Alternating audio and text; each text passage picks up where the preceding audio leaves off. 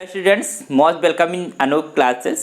My self Anoop Verma और यहाँ पर हम आपको 10th क्लास का जो हिंदी मीडियम मैथमेटिक्स है उसको हम सिखा रहे हैं, यूपी बोर्ड खासकर।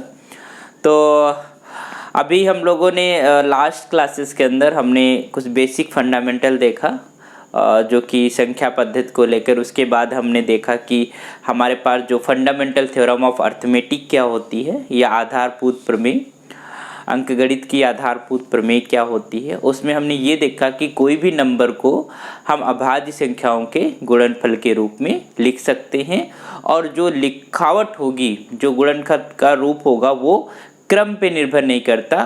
क्रम को छोड़कर अगर देखा जाए तो अद्वितीय होता है, यूनिक होता है। इसका मतलब है कि अगर किसी संख्या के हमने एक बार प्राइम फैक्टराइजेशन कर दिया, ठीक है, या कह सकते हो हमने अभाज्य गुणनखंड कर दिया, तो उसमें आने वाली जो अभाज्य संख्याएं हैं वो सेम ही रहने वाली हैं। ठीक है, क्रम बदल सकता है। जैसे कि एक नंबर कोई हम ले लेते हैं, सपोज जैसे I am just taken here 400। ठीक, अब 400 का हम अभाज्य गुणनखंड करते हैं जरा, तो क्या आएगा यहाँ पर हमारे पास 2 × 200। ठीक है, फिर इसके बाद हमारे पास क्या आ जाएगा 2 × 2 × 100। फिर हमारे पास क्या आएगा 2 × 2 × 2 × 50। फिर हमारे पास 2 × 2 × 2 और 2 × 25। और फिर फर्दर अगर करेंगे तो 2 × 2 × 2 × 2 × 5 × 5, है ना। तो हम 25 दूना 50, 50 दूना 100, 100 दूना 200, 200 दूना 400। तो ये 400 का हमारे पास जो अभाज्य संख्याओं के गुणनफल के रूप में रख दिया। इसको हम ऐसे भी तो लिख सकते हैं, सपोज 2 × 5, ये वाला 5 हमने यहाँ लिख दिया, फिर 2 × 2 × 2 और × 5 हमने ऐसे लिख दिया। ठीक है, 2 हमारे पास 4 बार आ रहा है। तो ये दोनों सेम ही नंबर को रिप्रेजेंट कर रही हैं, सेम ही संख्या को रिप्रेजेंट कर रही हैं, एक ही संख्या को रिप्रेजेंट कर रही हैं, बट उनका लिखने का तरीका अलग अलग। बट क्या चीज़ यूनिक है कि उनमें आने वाली जो अभाज्य संख्याएं हैं वो सेम है। जैसे कि यहाँ पर भी 2 ही आ रहा है और 5 आ रहा है, यहाँ पर भी 2 4 बार आ रहा है और 5 2 बार आएगा। अगर इसको हम शॉर्ट फॉर्म में लिखें तो 2 की घात कितना हो जाएगा 4, और यहाँ पर 5 की घात 2, है ना, 2 की पावर 4 एंड 5 की पावर 2। इस तरीके के हमारे पास चीज़ें हो जाएंगी। तो ये चीज़ जब सीख लिया हमने, तो अब हम थोड़ा देख लेते हैं कि हम HCF कैसे कैलकुलेट करते हैं और LCM कैसे कैलकुलेट कर सकते हैं, मासा कैसे कैलकुलेट करते हैं अगर हमें किसी संख्या का प्राइम फैक्टराइजेशन। अच्छा, हमने कुछ एक शायद होमवर्क भी दिया था, तो आई होप कि आप लोगों ने लिख लिया होगा। 1 से लगाकर 1000 के बीच में हमें लिखना था क्या, प्राइम नंबर्स। प्राइम नंबर्स का मतलब है अभाज्य संख्याएं, वो अभाज्य संख्याएं जो इनके बीच में आती हैं। जैसे अगर लिखना स्टार्ट करेंगे तो स्टार्ट करेंगे 2 3 5 7, इस तरीके से लिखते जाएंगे और 1000 तक जाएंगे। 1000 आपकी जो है अभाज्य संख्या नहीं है और 1 भी आपकी अभाज्य संख्या नहीं है। तो 1 और 1000 के बीच की सारी अभाज्य संख्याएं आपको लिखनी है एक बार। ठीक है, ये हमने आपको होमवर्क दिया था। और हमने ये भी पूछा था कि हमारे पास जो 839 है वो एक अभाज्य संख्या है, ये आपको चेक करना था, क्योंकि हमने कुछ प्राइम फैक्टराइजेशन दिया था, हमने कुछ संख्याएं दी थी, उनके आपको गुणनखंड लिखने थे, अभाज्य गुणनखंड लिखने थे। तो उसके अंदर हमारे पास क्या आ गया था 839, है ना, जो कि एक अभाज्य संख्या है। तो आपको चेक करना था, मैंने इसीलिए आपको 1 से 1000 के बीच में अभाज्य संख्याएं लिखने के लिए बोला था। ओके, और 1 से 1000 के बीच में कितनी अभाज्य संख्याएं होती हैं वो काउंटिंग आपको बतानी थी। आप लोग कमेंट करिएगा इस वीडियो के अंदर, ठीक है, कि हमारे पास 1 से 1000 के बीच में कितनी अभाज्य संख्याएं होती हैं और 1 से 100 के बीच में कितनी अभाज्य संख्याएं होती हैं, और 1 से 100 के बीच में जो अभाज्य संख्याएं होती हैं वो कौन कौन सी होती है वो भी आपको पता होना चाहिए। सारी अभाज्य संख्याएं आपको पता होनी चाहिए कि 1 से इनके बीच में 1 से 1000 तक तो सारी याद रखना थोड़ा सा मुश्किल हो जाता है, बट 1 से 100 के बीच की हमारे पास जो भी अभाज्य संख्या है उनको आप आसानी से याद कर सकते हैं और उनको आप याद कर लीजिए। ठीक है, इसके बाद आज सीखते हैं कि कैसे, तो ये एक चीज़ और सीख लेते हैं। जैसा कि एक हमारे पास कोई संख्या है, सपोज दैट कि हमने एक संख्या लिया x, है ना, और उसको हमने प्राइम्स के गुणन के रूप में लिखा इसका अभाज्य संख्याओं के गुणन में। तो हमने कहा कि p1 एक अभाज्य संख्या है, गुणे p2 एक अभाज्य संख्या है, एक p3 अभाज्य संख्या है, p4 अभाज्य संख्या है। इस तरीके से हमारे पास p हमने कहा m अभाज्य संख्याएं हैं, है ना, और x p1 p2 इक्वल भी हो सकते हैं। एक अभाज्य संख्या कई बार रिपीट भी कर सकती है, बार बार आ सकती है। तो हमने कहा कि यहाँ पर हमने कहा कि दिस इज p1 और इसका हमने कुछ पावर ले लिया, जैसे कि सपोज दैट हमने p1 की घात x1 मतलब p1 x1 टाइम्स आ रहा है, p2 x2 बार आ रहा है, p3 x3 टाइम्स आ रहा है, इसमें p पावर 4 x4 टाइम्स आ रहा है, और ये हमारे पास x की पावर m टाइम आ रहा है। ठीक, जैसे हम लिखते हैं कि हमने जैसे अभी लिखा था 400 का गुणनखंड, तो हमने क्या लिखा था, 2 की घात 4 और 5 की घात 2, यही तो लिखा था।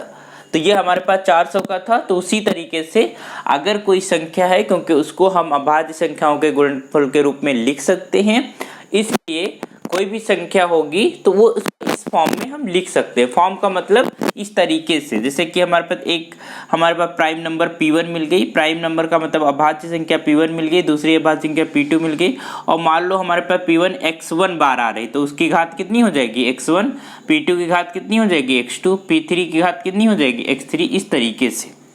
तो अब एक चीज ध्यान दीजिएगा, क्या इस संख्या को हम 3 से विभाजित कर सकते हैं? ध्यान देने वाली बात है, हम जो अभाज्य संख्याएं हैं उससे विभाजन की बात कर रहे हैं। ठीक, क्या हम इस संख्या को 3 से भाग कर सकते हैं? तो सवाल हमारा है कि इसको 3 से भाग कर सकते हैं या नहीं, तो जवाब क्या होगा, नहीं। क्यों? तो इसके अंदर हमारे पास 3 जो है वो अभाज्य संख्या नहीं मौजूद है। तो इस संख्या को मतलब, इसका मतलब ये जिस हम प्राइम नंबर की बात कर रहे हैं, ठीक, हम किसी प्राइम नंबर्स के मल्टीपल की बात नहीं कर रहे। ये नहीं कि 2 प्राइम नंबर को मल्टीप्लाई करके एक नंबर बन रही, उसकी हम बात नहीं कर रहे हैं। हम बात कर रहे हैं कि एक संख्या है, उस संख्या को क्या हम उस अभाज्य संख्या से भाग कर सकते हैं जो उसमें वो अभाज्य संख्या नहीं मौजूद है। तो ऐसा हम नहीं कर सकते। क्यों? आप इसको आप 3 से भाग नहीं कर सकते, इसको आप 7 से भाग नहीं कर सकते, इसको आप 11 से भाग नहीं कर सकते। बट तो किससे भाग कर सकते हैं? इसको हम 2 से भाग कर सकते हैं, इसको हम 5 से भाग कर सकते हैं, बस। और अगर हम इनके मल्टीपल की बात करें तो 2 गुणे ये 10, तो लेकिन 10 हम अभी यहाँ पर अभाज्य संख्याओं पे नहीं जा भाज्य संख्याओं पे नहीं जा रहे हैं, हम अभाज्य संख्याओं की बात कर रहे हैं। 2 गुणे 2 पच्चे 10, ये हमारे पास 10 आ जाएगा। 10 एक भाज्य संख्या है, 10 से ही भी विभाजित हो जाएगा, 20 से भी विभाजित हो जाएगा। बट अगर हम बात करें अभाज्य संख्याओं में, तो अभाज्य संख्याओं में 2 और 5 के अलावा कोई दूसरी अभाज्य संख्या नहीं होगी जिससे इसको हम विभाजित कर सकें। अच्छा, अब ध्यान दीजिएगा, हमने इसका होल स्क्वायर कर दिया, है ना, इसका होल स्क्वायर।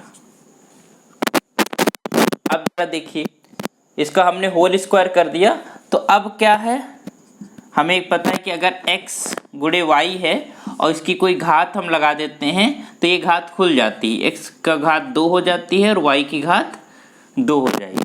ठीक है, तो इसी तरीके से यहाँ पर भी देखेंगे 2 की घात 4, इसको हमने होल स्क्वायर कर दिया और यहाँ 5 स्क्वायर, इसका भी होल स्क्वायर हो जाएगा।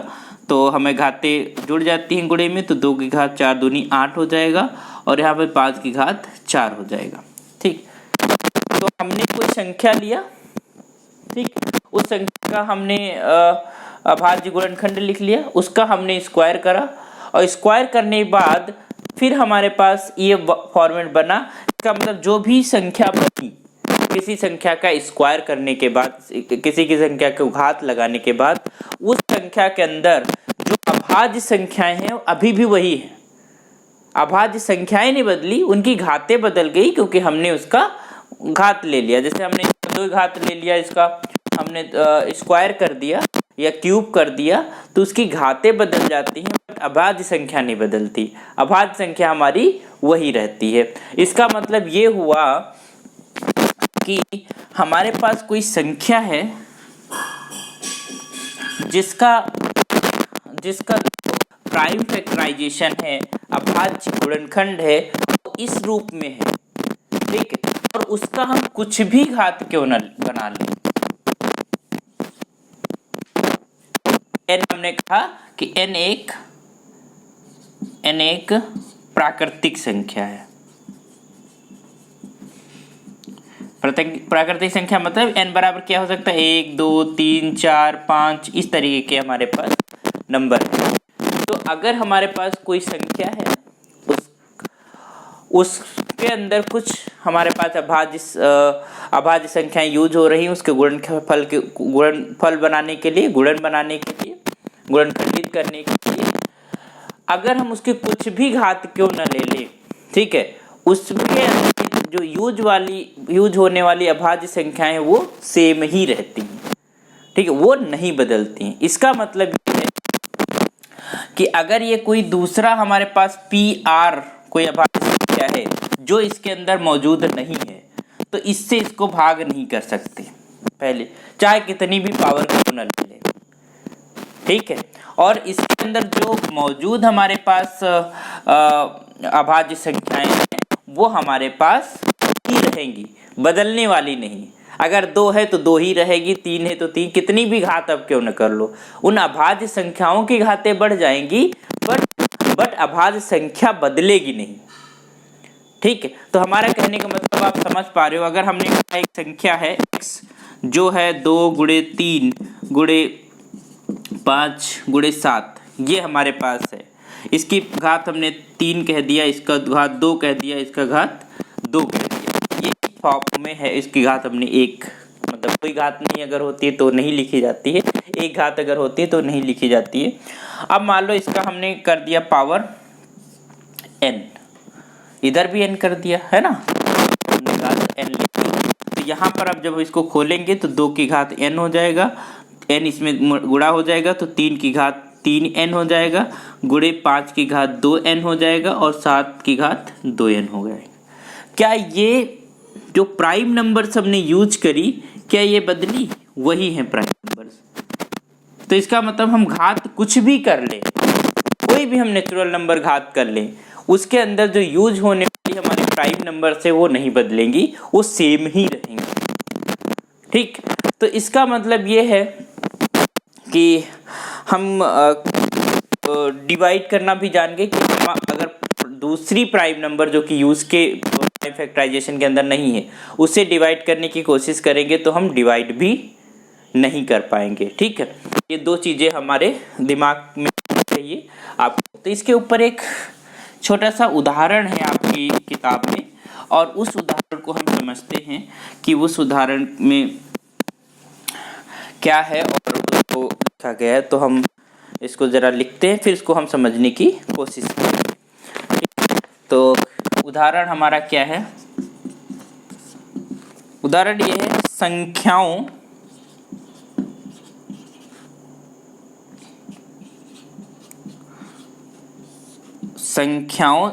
4 की घात n पर विचार करो।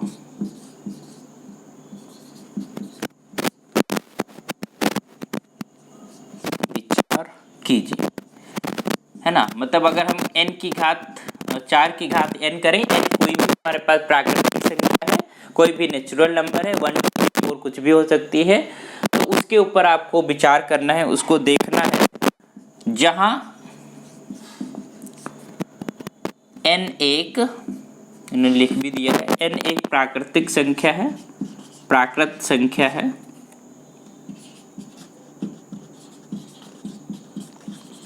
प्राकृतिक संख्या है, तो जांच कीजिए, जांच कीजिए कि क्या n का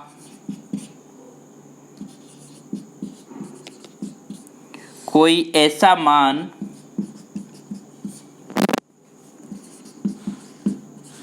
है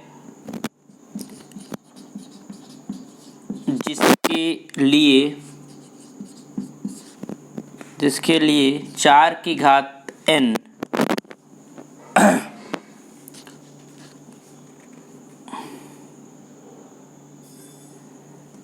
का कोई अंक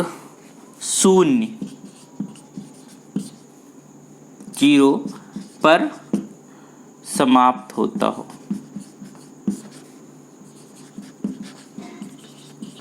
देखो कितना अच्छी बात इन्होंने पूछी है, कितना बढ़िया सवाल करा है।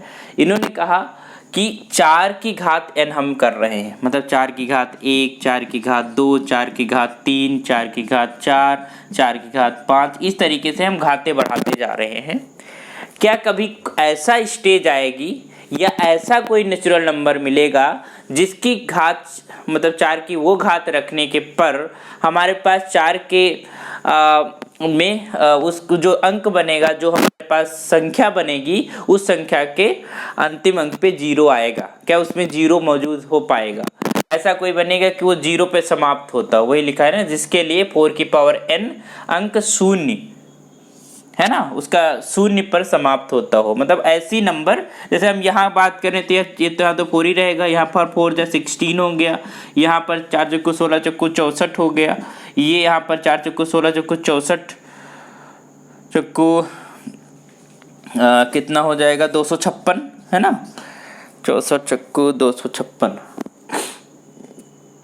हाँ ठीक, इस तरीके से हमारे पास चीज़ें आती चली जाएंगी। तो अब क्या कोई ऐसी नंबर, ऐसी संख्या मिलेगी जो कि 0 पे इसका अंत होता हो?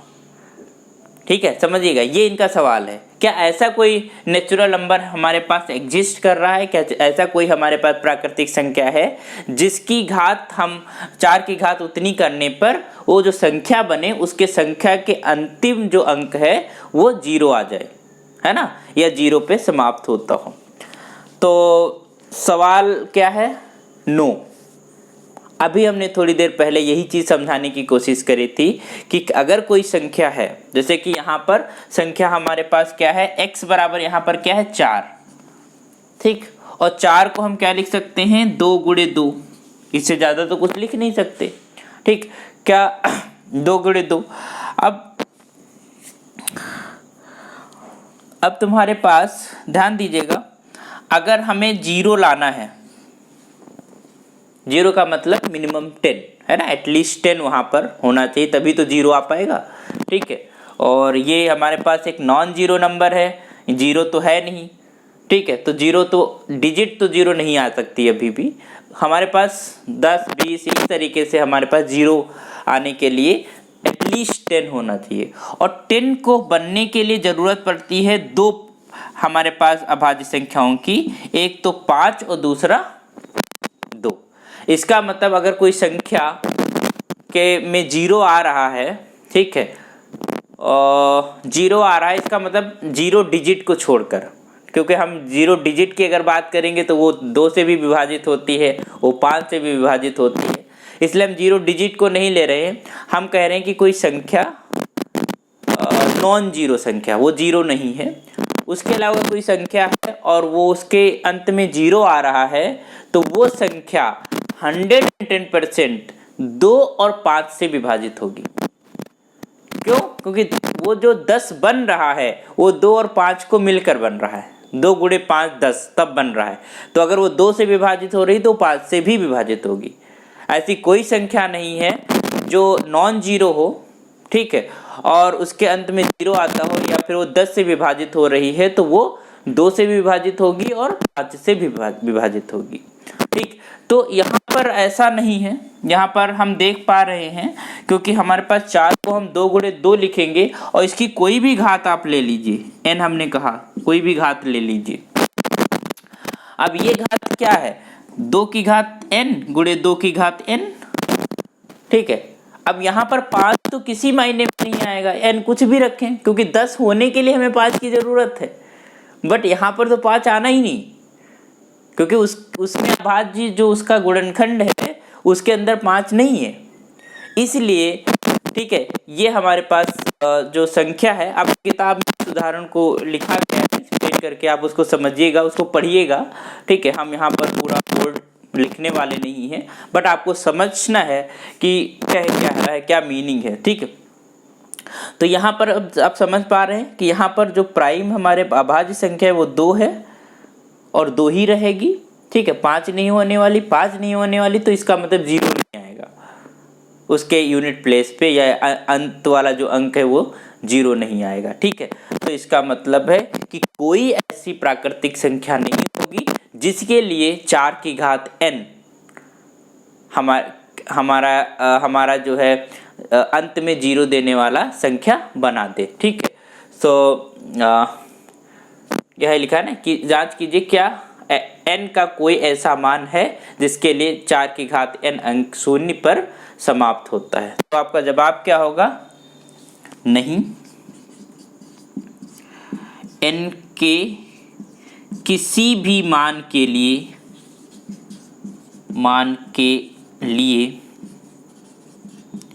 4 की घात n 0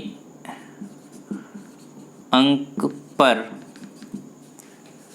n के किसी भी मान के लिए 4 की घात n 0 अंक पर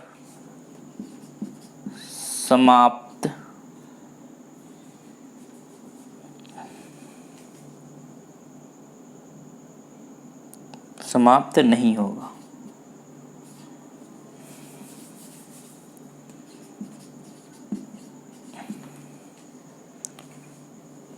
शून्य अंक पर समाप्त नहीं होगा, ये इसका जवाब हो गया है ना, कि n के किसी भी मान के लिए 4 की घात n 0 अंक पर अंक 0 पर या 0 अंक पर समाप्त नहीं होगा, है ना। इस 0 अंक पे कभी भी समाप्त नहीं, कुछ भी n ले लो समाप्त नहीं होगा, तो इसका जवाब है नहीं। तो ये हम इसीलिए उसको हमारे पास जो थ्योरम थी उसका इस्तेमाल करा हमने, प्रमेय जो हमने पढ़ी थी कि हर एक संख्या को अभाज्य संख्याओं के गुणनफल के रूप में लिख सकते हैं, साथ में, है ना, उसमें जो आने वाली अभाज्य संख्याएं हैं वो यूनिक होती हैं, वो हम डिफरेंट नहीं, वो बदल नहीं सकते। तो जो हैं अब उसकी तुम कितना भी पावर रेज कर दो, कितना भी हम उसका घात ले लें, वो हमेशा सेम रहेगा। ओके, तो आई होप ये चीज़ समझ में आई। तो इसमें आपके टेक्स्ट बुक में लिखा हुआ है, हम पढ़ दे रहे, यदि किसी n के लिए संख्या 4 की घात n 0 पर समाप्त होगी तो वह 5 से विभाज्य होगी, है ना, उसको 5 से विभाज्य होना पड़ेगा। अर्थात 4 की घात n के अभाज्य गुणनखंड में अभाज्य संख्या 5 आनी चाहिए, यह संभव नहीं, ठीक है, क्योंकि 4 की घात n 2 की घात 2n है, इस कारण 4 की घात n के गुणनखंड में केवल अभाज्य संख्या 2 ही आ सकती है। अंकगणित के आधारभूत प्रमेय के अद्वितीयता हमें यह निश्चित कराती है कि 4 की घात n के गुणनखंड में 2 के अतिरिक्त कोई अभाज्य गुणनखंड नहीं है। इसलिए ऐसी कोई संख्या n नहीं है जिसके लिए 4 की घात n अंक 0 पर समाप्त होगी, है ना। तो ये इसका आंसर है, इसको आपकी किताब में लिखा हुआ है, तो वहाँ से आप देख लीजिएगा, आपकी जो टेक्स्ट बुक है। बट आपको ये समझ में आना चाहिए कि ऐसा क्यों नहीं है ना, क्योंकि हमारे पास जो आधारभूत प्रमेय है उसका अद्वितीय है कि उसमें अभाज्य संख्याएं सेम रहती हैं, ठीक। चलिए आइए कुछ और चीज़ें सीखते हैं, एलसीएम के बारे में सीखते हैं और मासा और एचसीएफ।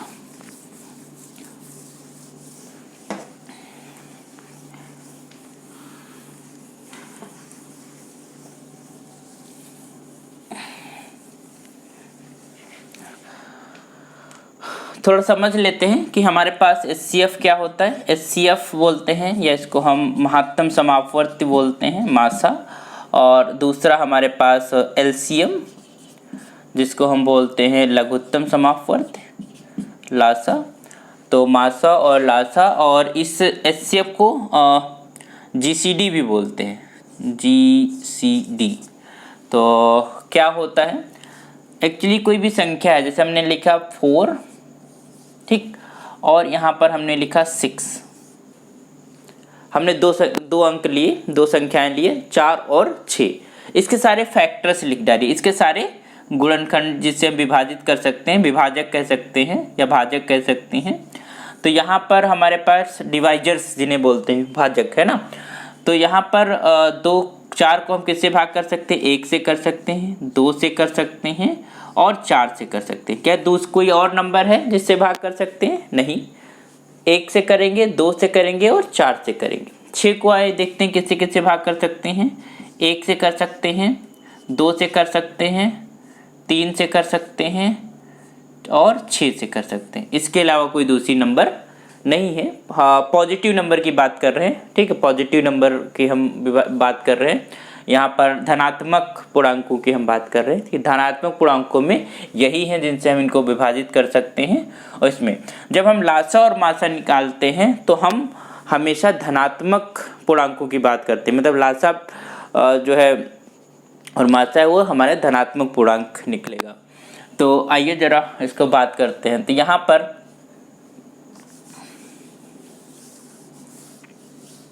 जीसीडी जो है हमें धनात्मक लेनी है, तो हमें पहले हम एचसीएफ की बात करते हैं, ठीक।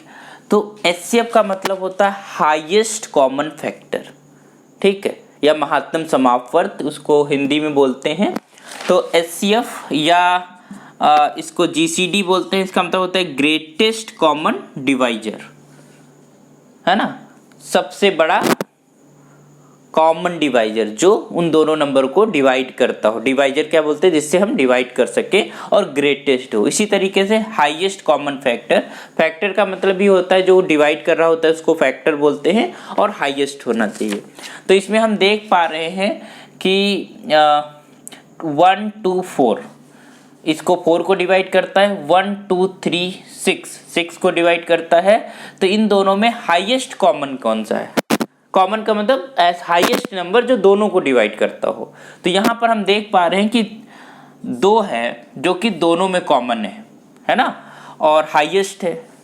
क्योंकि अगर हम 4 की बात करेंगे तो 4 6 को नहीं करता, है ना, या 3 की बात करेंगे तो 3 4 को नहीं करता, है ना। तो इसलिए हमारे पास highest common divisor, highest common जो फैक्टर है वो क्या है, 2 है। तो इसका मतलब है जो एचसीएफ है 4 और 6 का वो क्या है, 2। 4 और 6 का जो एचसीएफ है वो हमारे पास क्या है, 2, ठीक।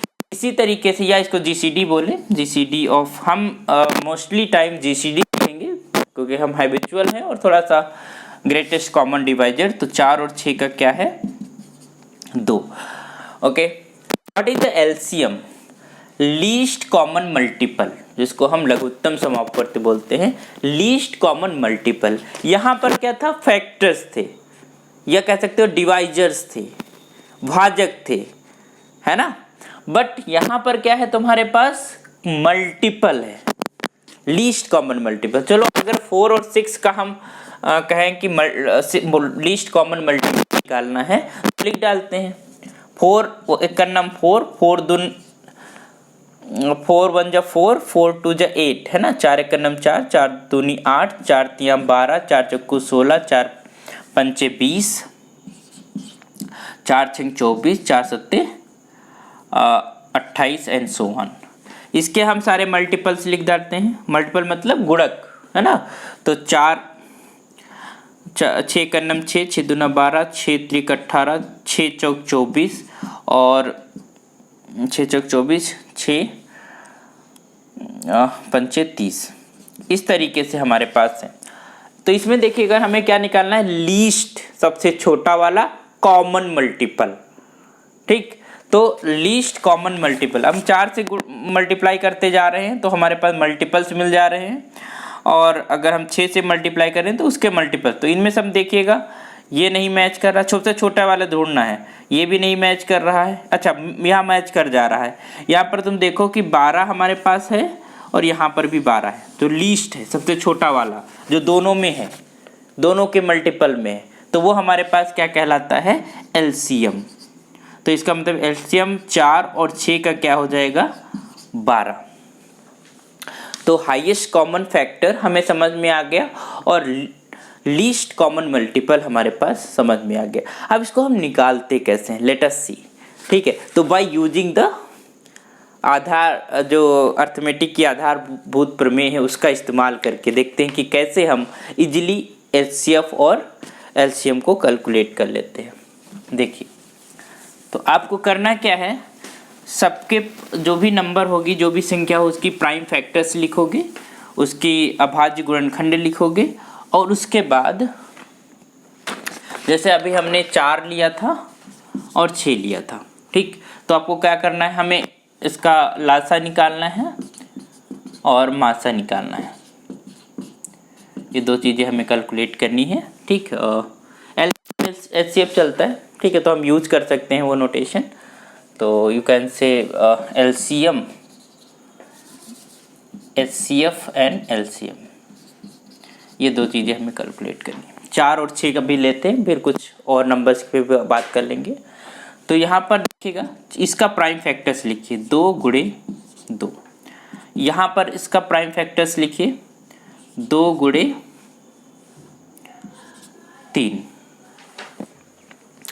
ठीक है, तो एक चीज़ पता है, जब हमको सपोज दैट एचसीएफ कैलकुलेट करना है, हाईएस्ट कॉमन फैक्टर या फिर ग्रेटेस्ट कॉमन डिवाइजर, ठीक है, या फिर इसको मासा हम बोल सकते हैं, महत्तम समापन। तो हम क्या करेंगे कि जो कॉमन फैक्टर्स हैं या कॉमन प्राइम नंबर्स हैं, ऑब्वियस सी बात है कि कॉमन जो प्राइम नंबर्स हैं, ठीक है, उनसे वो संख्याएं डिवाइड हो रही होंगी। ठीक है, क्योंकि जो कॉमन जो समान तुम्हारे पास दोनों में अभाज्य संख्याएं हैं, उनसे तो संख्या विभाजित हो रही, क्योंकि किसी संख्या के अंदर जो अभाज्य गुणनखंड के अंदर जो अभाज्य संख्याएं आती हैं, उनसे वो संख्या विभाजित हो रही होती है, क्योंकि उसके गुणनखंड में है, तो ऑब्वियस सी बात वो विभाजित हो रही है। ठीक है, तो जो कॉमन हमारे पास प्राइम नंबर्स हैं उनको यहाँ लिख लेना है।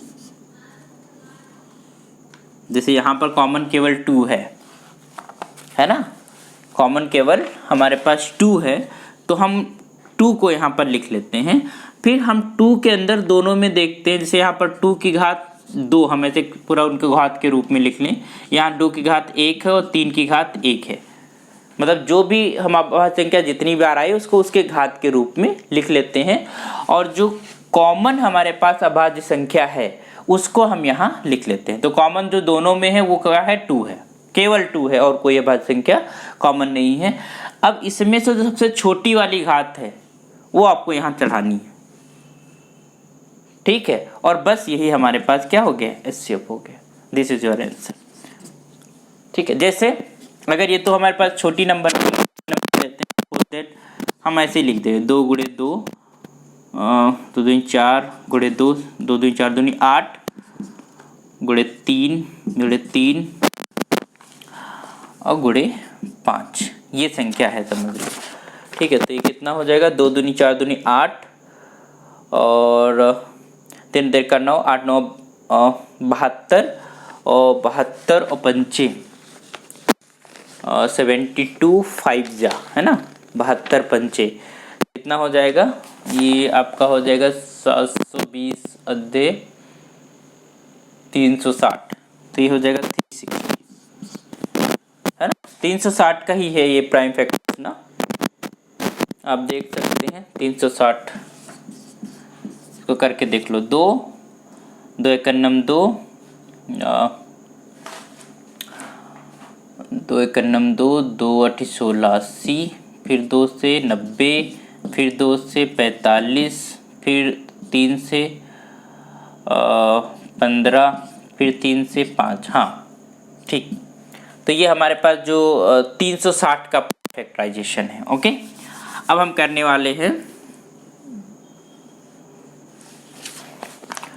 कोई दूसरी संख्या ले लेते हैं। सपोज दैट हमने लिया 180 केवल, तो यहाँ 180 नहीं 5 ना आने पाए, तो हम इसको ले रहे हैं 2 गुणे 2 और गुणे 3 गुणे 3 है ना। 3 त्रिका 9, 9 चौक 36, ये 36 हमने ले लिया। ध्यान देना बहुत अच्छे से, हमने 36 ले लिया। अब यहाँ पर हम HCF निकालने जा रहे हैं। ठीक, थोड़ी देर देखिए इसको। हम अगर 2 हमारे पास 3 बार आए तो 2 की घात 3 गुणे 3 की घात 2 और ये 5 हमने लिख दिया। यहाँ पर हमारे पास 2 की घात 2 और ये 3 की घात 2, इस तरीके से हमने लिख दिया। ठीक, ध्यान दीजिएगा कॉमन फैक्टर्स हमें देखनी है। तो कॉमन फैक्टर्स या कॉमन प्राइम फैक्टर्स देखनी है तो 2 है दोनों में तो 2 लिख लेते हैं, 3 है दोनों में तो 3 लिख लेते हैं। अब हमारे पास 2 इन दोनों में देखना है कि 2 की घात कम कौन सी है। ठीक, यहाँ पर 2 3 बार आया है और यहाँ पर 2 2 बार आया है। ठीक, तो आपको क्या लिखना है, कम वाली घात 2, और 3 यहाँ पर 2 है, यहाँ पर समान है तो 2 लिख दो। तो ये हो जाएगा 2 दूनी 4 और 3 त्रिका 9, ये 36। तो इसका आंसर क्या हो जाएगा 36। ये तो हमारे पास HCF की बात हुई या GCD की बात हुई या मासा की बात हुई। दिस इज मासा, महत्तम समापन। ठीक, लेकिन अब हम बात करते हैं LCM की। तो LCM में क्या होता है कि क्योंकि LCM मल्टीपल की हम बात कर रहे होते हैं। ठीक, तो मल्टीपल के अंदर सारे जितने भी वहाँ पर अभाज्य संख्याएं दोनों में यूज हुई हैं वो सारी अभाज्य संख्याएं आ जाती हैं। इसका मतलब ये है कि जैसे यहाँ पर 2 था, ठीक, 2 दोनों में है, ठीक है, और यहाँ पर क्या है 3 है, मतलब 2 भी हमारे पास अभाज्य संख्या जितनी भी बचे वो पहले वाले और दूसरे में जो भी हमारे प्राइम नंबर्स यूज हुई हैं उन सबको हमें लिस्ट कर लेना है और फिर देखना है कि इसकी हाईएस्ट पावर क्या है। 2 की हाईएस्ट पावर क्या है 2 और 3 की हाईएस्ट पावर क्या है 1। तो 2 दूनी 4 गुणे 3, ये कितना हो जाएगा 12। तो इसका LCM कितना आएगा 12। ठीक, इसी तरीके से यहाँ पर अगर हम LCM निकालें तो क्या हो जाएगा, 2 है दोनों में, ठीक, तीसरी हमारे पास अभाज्य संख्या क्या है 3 है, और कौन सी अभाज्य संख्या है 5 है। अब देखिए 2 की सबसे हाईएस्ट पावर क्या है, 2 की सबसे ज़्यादा घात कौन सी है 3, तो यहाँ पर क्या लिखेंगे 2 की घात 3, 3 की घात 2 इसमें भी है 2 इसमें भी है तो 2 ही लिखेंगे, और 5 की घात 1 है, दैट इज गुड। तो ये हो जाएगा तुम्हारे पास क्या 3 त्रिक 8 और 9 और 5, तो ये कितना आ जाएगा 360। ये पूरा हमारे पास क्या हो जाएगा LCM हो जाएगा। समझ में आ गया। तो हमें क्या करना है, अगर 2 संख्याओं का हमारे पास HCF पूछे या LCM पूछे तो आपको क्या करना है, दोनों संख्याओं के हमें क्या लिखने हैं, अभाज्य गुणनखंड लिखने हैं और उसके बाद उनकी घातें चढ़ा देनी है। घातें चढ़ाने के बाद जब आप HCF को निकालने जाएंगे तो जो कॉमन हमारे पास अभाज्य संख्याएं हैं केवल उनको लिखना है और सबसे कम वाली घात लिखनी है। ठीक है, दोनों में से जो कम घात होगी उसे लिख देंगे तो उससे हमारे